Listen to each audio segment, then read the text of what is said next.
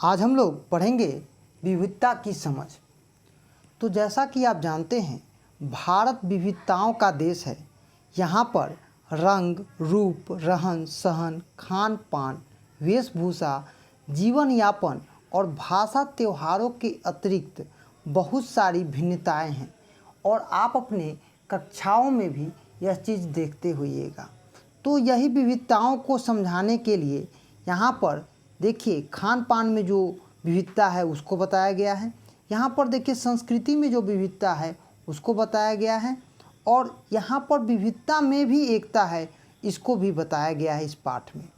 और पाठ में जो है डॉक्टर साहब भीमराव अंबेडकर की एक घटना को भी इसमें जगह मिली है और इसको समझाने के लिए, इस पाठ को समझाने के लिए मैं आपके साथ उपस्थित रहूँगा। तो भारत विविधताओं का देश है। यहाँ पर एक कहानी के माध्यम से इसको समझाने की कोशिश की गई है। निशान अपने पिता के साथ पटना के बेली रोड स्थित आशियाना मोड़ के रामनगरी मोहल्ले में रहता है। इसी नुक्कड़ पर उसके पिताजी एक किराना की दुकान चलाते हैं और पास के मध्य विद्यालय का छात्र है। कभी कभी वह अपने पिता की दुकान पर अपने कामों में हाथ बटाता है। उस दुकान पर पास के एक छात्रावास के लड़के अक्सर सामान किनने आते हैं।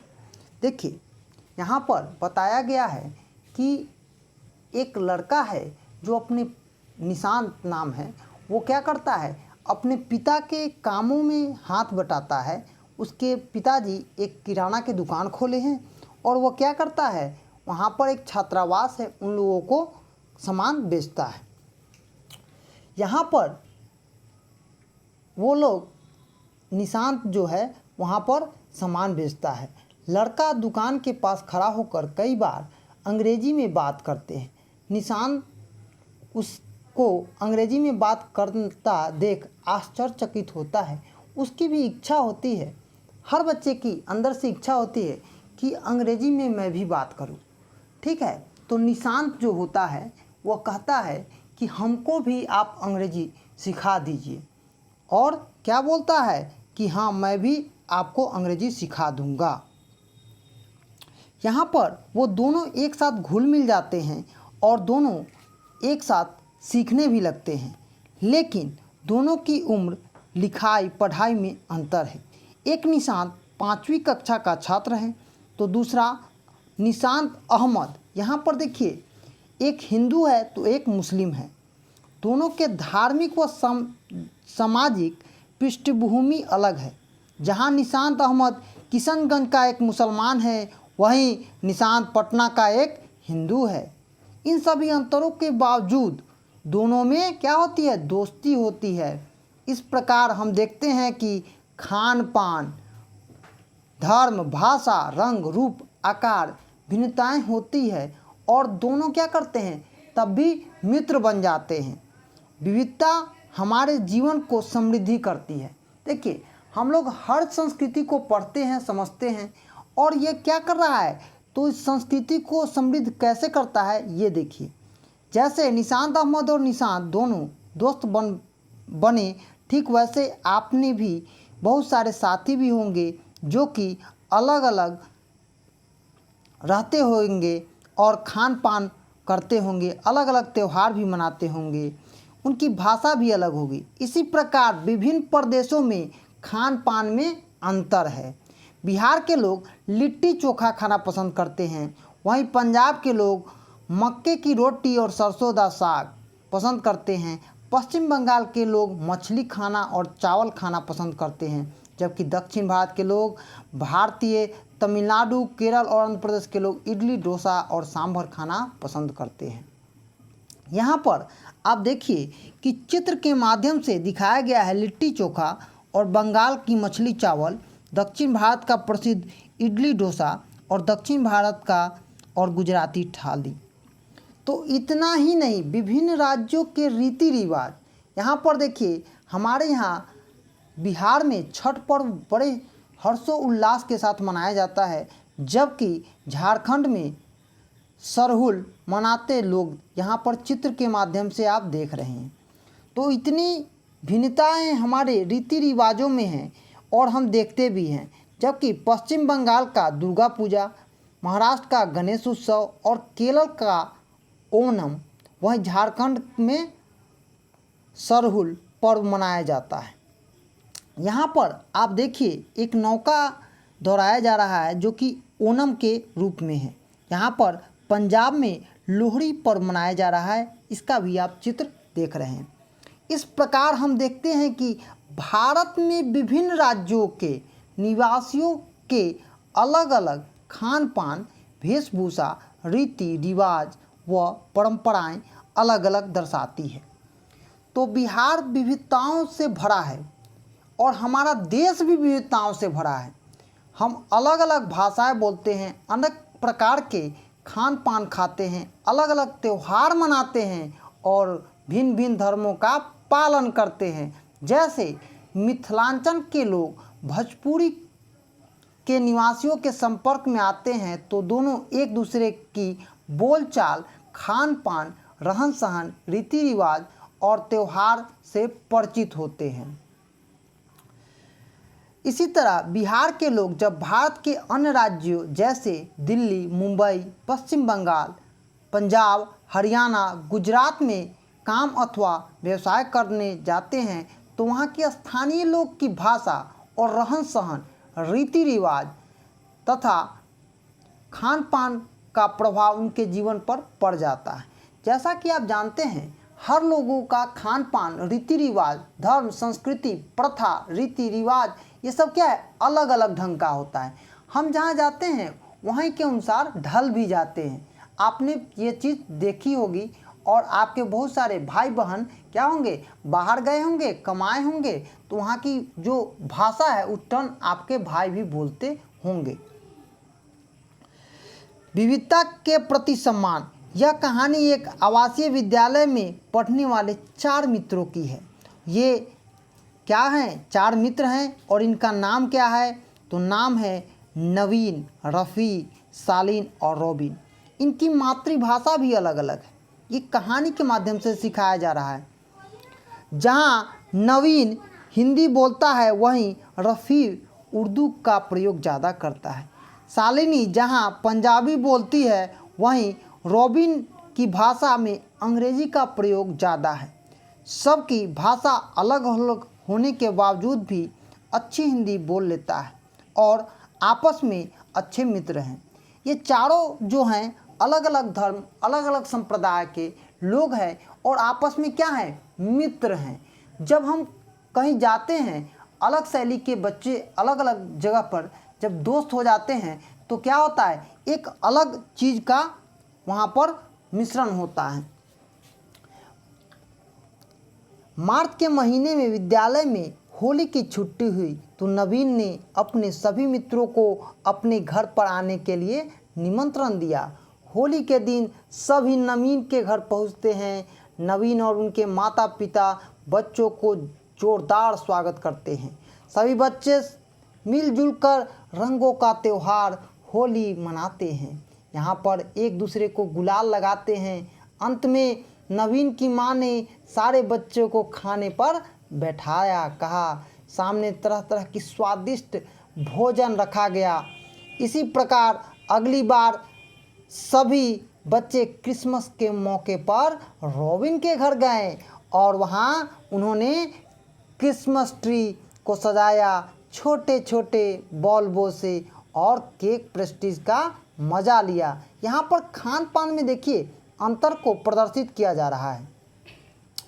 इसके बाद बच्चे नाच गाने का आनंद लेते हैं। सुबह में नाश्ते में रॉबिन के पिताजी हमारे देश के विभिन्न धर्मों के लोग रहते हैं, अलग अलग मातृभाषा बोलते हैं, सभी एक दूसरे का सम्मान भी करते हैं। हमारे यहाँ त्यौहार क्रिसमस भी यही संदेश देता है।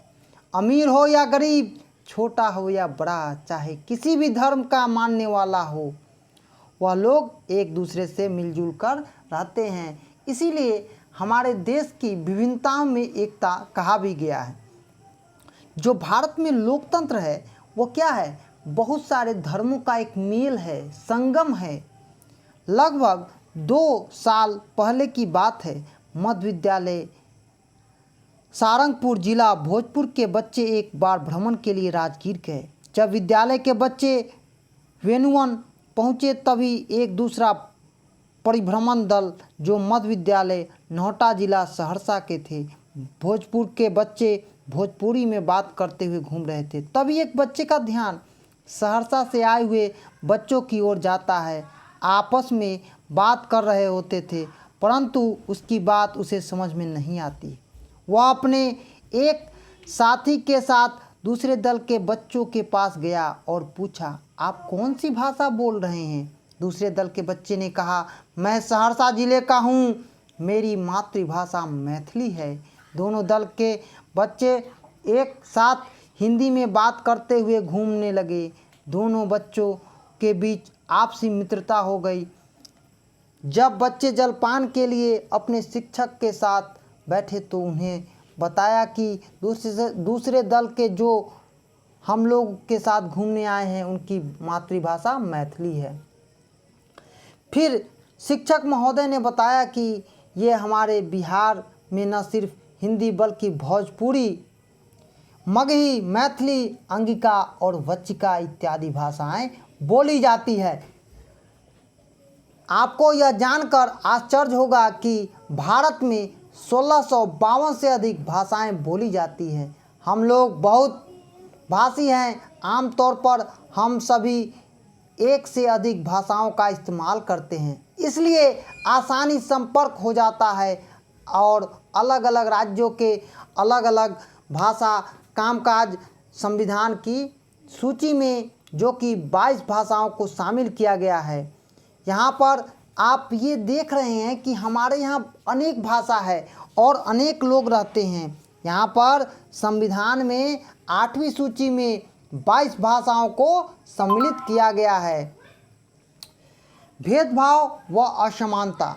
ऊपर हम विविधताओं के बारे में पढ़ चुके हैं। हमने यह देखा है कि विविधता हमारे जीवन को समृद्ध बनाती है, परंतु समाज में कुछ ऐसी घटनाएं होती है जिससे हमें दुख होता है और यह दुख काफ़ी ज़्यादा अधिक हो जाता है जब समाज में व्याप्त शिक्षित अंधविश्वास, गरीबी, स्वार्थ और भेदभाव होता है।